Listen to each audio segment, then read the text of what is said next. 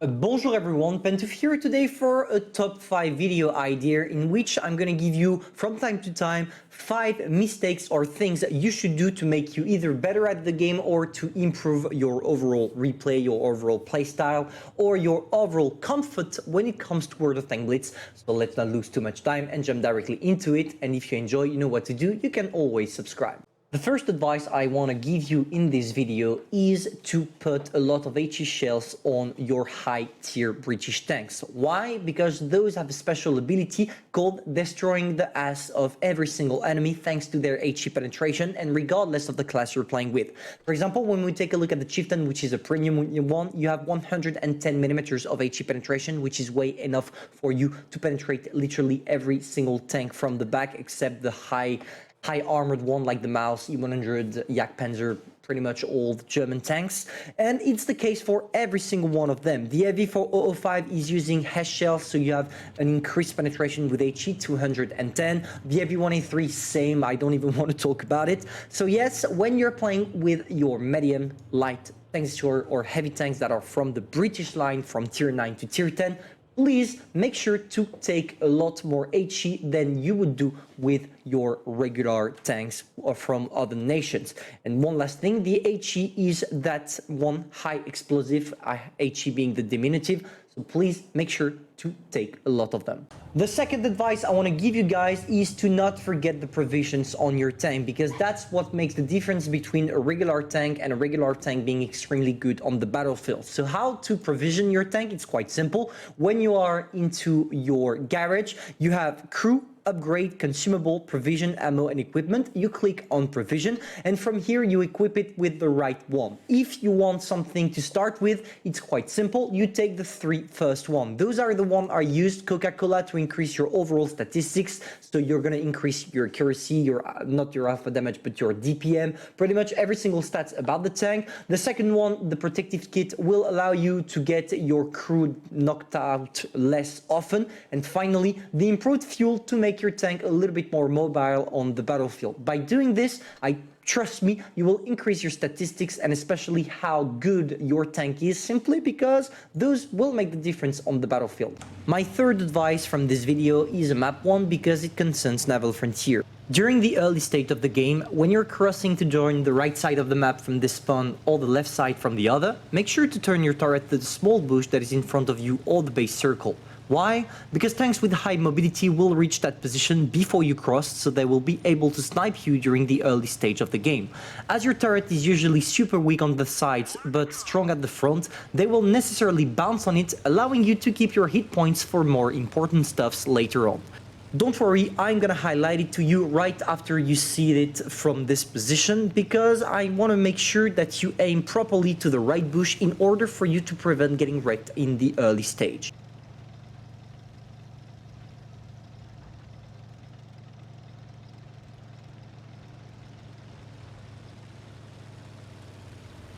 To highlight to you the bush I wanted to talk about, I'm going to show you from this position. So the first one we saw on my video. From this position, when you're crossing a nice little plane right there, you will be confronted to people not on this bush, but right there. From this position here, this bush, people can shoot at you when you are crossing. That's why you want to turn your turret on them. And from the other side now, if we are going on the right spawn, which is the right spawn, the right spawn from my position right there, when you are crossing to reach that position right here, the bush you want to be afraid on and probably aim at with your frontal turret is this one right there, because yes, the maps are similar and parallel in this game, and that's why you can prevent it from both sides. My fourth advice concerns your wallet, because as you all know, nowadays Wargaming is releasing new tanks only through crates, which is quite upsetting for the community. Now, my advice is for you to be patient, simply because all the tanks that are coming in crates, except for some of the rarest, for example, the Smasher or the Annihilator, are gonna come back through direct bundle. So don't waste your money on just a chance to get a tank. Make sure to waste your money, because yes, regardless of what you do, it's gonna be be a waste, but at least waste it on something you're 100% sure to get. And I want to highlight one last thing. When you wait for those tanks to come back in the shop again and again, the more they're coming back, the lower the price comes, which is quite juicy, and you're gonna thank your wallet for this. My last advice is directed to new players only, because I'm going to talk about how to choose effectively what kind of tanks you want to grind. In the game, as you can see, we have plenty of different tanks coming from all the nations. So what I'm going to highlight to you right now is a brief showcase of every single one of the nations for you to know what to expect. I'll do a full video about that, but basically the Americans are the all-down master, which implies that those tanks are the best to show only your turret bounce shots and therefore shoot at your opponents. The Germans are the best when it comes to the overall armor profile, because they are quite angled, which implies that if you know how to angle your tank properly, because if you don't, you're going to get wrecked, you will be able to bounce quite a lot of shells. Now, for the Russians, those are the most OP one. If you want to go for something reliable with which you are going to have a good mobility, but on top of that, a great armor, then yes, it's for you. And this is the first and last nation I want all newbies to go for, because those are the best. The British are extremely hard to grind, but once you get to top tier, those tanks are extremely worth it, as long as you're an extremely good player. So if you're a newbie, go away, don't even try them. The Japanese, the mighty Japanese, they are extremely good, but the line to grind is horrific, which implies that if you have some money, go directly to tier 10, STB or Hori. Both of them are extremely great, but they still require quite a lot of skill. So yes, not newbie friendly. For the Chinese, those are Russians ripoff with everything but advantage over them, which implies that the Russians are way better.